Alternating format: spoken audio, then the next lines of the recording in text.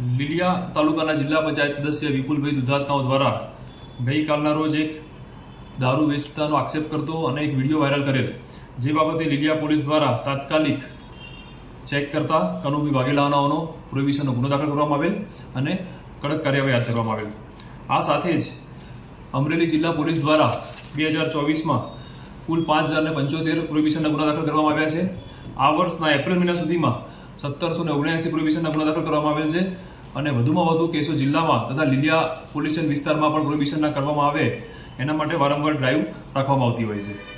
વિપુલભાઈ દુધાતનાઓ દ્વારા 26 તારીખના રોજ સાંજે એલસીબીની ટીમ, ગોયલ સાહેબની ટીમે રસ્તામાં કોઈ ઇલીગલ રેતી ભરીને ટ્રેક્ટર જતું હોય જેને પુંજા બાદર ખાતેથી પકડેલું હતું, તે બાબતમાં પણ કનુભાઈ એએસઆઈ સાથે કોન્ફરન્સ કોલ દ્વારા ટ્રેક્ટરને છોડી મૂકવા માટે ભલામણ કરવામાં આવી હતી અને અવારનવાર અગાઉ પણ ટ્રાફિકની કામગીરીમાં કે પોલીસની કામગીરીમાં એ ભલામણ કરતા હોય છે અને પોલીસની કાર્યવાહીને જે બાબતે નોંધ પણ કરવામાં આવતી હોય છે કે વિપુલભાઈ દુધાત દ્વારા પોલીસને આ રીતે ભલામણો ખોટી કરવામાં આવતી હોય છે।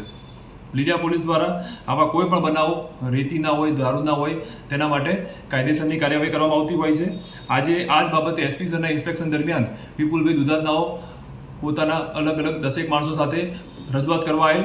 એસપી સરનાઓ દ્વારા એ બાબતે પ્રોહિબિશનની બાંહેધરી પણ આપેલ અને કાર્યવાહી કડકમાં કડક કરવામાં આવશે જણાવવામાં આવેલ।